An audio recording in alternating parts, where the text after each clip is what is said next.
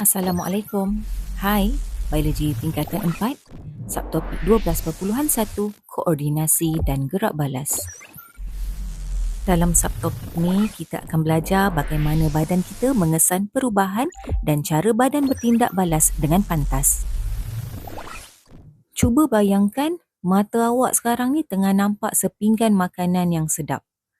Pernah tak awak terfikir, apa yang berlaku dari saat mata awak nampak makanan yang sedap tu sampailah tangan awak capai makanan tersebut?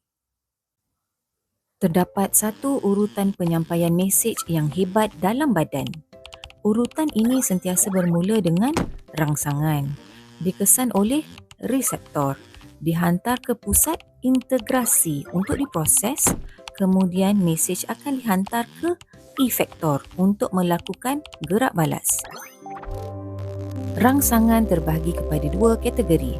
Yang pertama rangsangan luar dan yang kedua rangsangan dalam. Rangsangan luar merujuk kepada perubahan di persekitaran luar badan seperti cahaya, bunyi, bau, rasa, suhu, tekanan dan sentuhan. Jenis rangsangan yang kedua ialah rangsangan dalam. Rangsangan dalam merujuk kepada perubahan di persekitaran dalam badan kita sendiri. Contohnya, perubahan aras gula darah, tekanan osmotik darah dan tekanan separa karbon dioksida. Seterusnya, mari kita kenali reseptor deria. Reseptor merupakan sel deria khas yang bertugas untuk mengesan rangsangan. Selepas mengesan rangsangan, sel deria ini menukarkan maklumat tersebut kepada impuls saraf. Reseptor boleh ditemui pada organ deria seperti mata, telinga, hidung, kulit dan lidah serta turut terdapat pada organ dalaman tubuh kita. Jom kita kenali 6 jenis reseptor. Yang pertama, fotoreseptor. Fotoreseptor terletak di mata untuk mengesan cahaya. Yang kedua, termoreseptor. Termoreseptor terdapat pada kulit untuk mengesan perubahan suhu panas dan sejuk.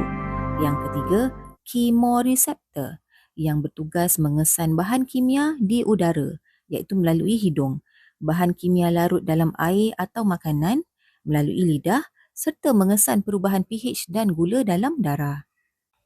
Reseptor yang keempat ialah mekanoreseptor. Mekanoreseptor terdapat pada kulit untuk mengesan sentuhan dan tekanan serta turut berada di telinga untuk mengesan gelombang bunyi.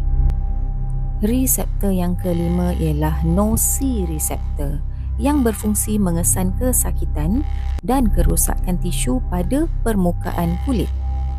Akhir sekali, baroreseptor khusus untuk mengesan perubahan tekanan darah dan reseptor ini terletak pada lokasi yang unik iaitu gerbang aorta serta arteri karotid. Setelah maklumat diubah menjadi impuls saraf, mesej ini akan dihantar terus ke pusat integrasi yang terdiri daripada otak dan saraf tunjang. Di sinilah maklumat diterima dan diproses.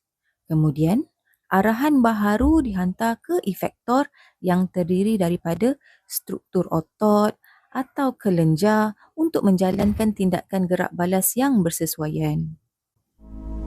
Cikgu nak tanya, mengapa semua proses ni sangat penting? Sistem koordinasi memastikan kemandirian kita dengan cara melindungi badan daripada bahaya. Sistem ini juga mengekalkan homeostasis supaya persekitaran dalam badan kekal stabil. Selain membantu kita menyesuaikan diri dengan pelbagai bentuk perubahan di persekitaran kita. Soalan 1.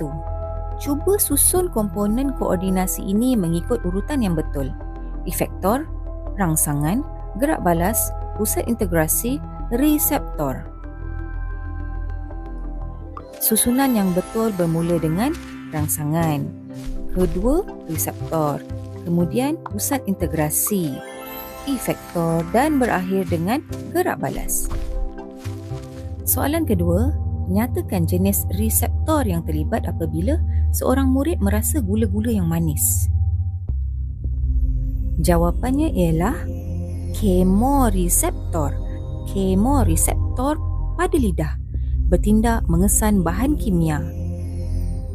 Soalan tambahan, cikgu nak tanya, bagaimana pula jika ada seorang atlet tu dia mendengar bunyi whistle? Reseptor apa yang terlibat? Jawapannya mekanoreseptor.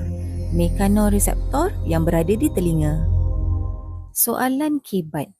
Apakah yang akan berlaku sekiranya nosireseptor pada tangan seseorang gagal berfungsi apabila tersentuh objek panas? Contohnya, seterika. Jawapannya agak memeranjatkan, iaitu individu tersebut tidak akan berasa sakit langsung. Kesannya, tangan tu yang kena seterika tu tidak ditarik balik dengan segera kerana ketiadaan gerak balas. Impak paling menakutkan ialah kegagalan ini akan mengakibatkan kecederaan tisu yang serius atau melecur teruk pada tangan mangsa kerana mekanisme pertahanan yang tidak diaktifkan.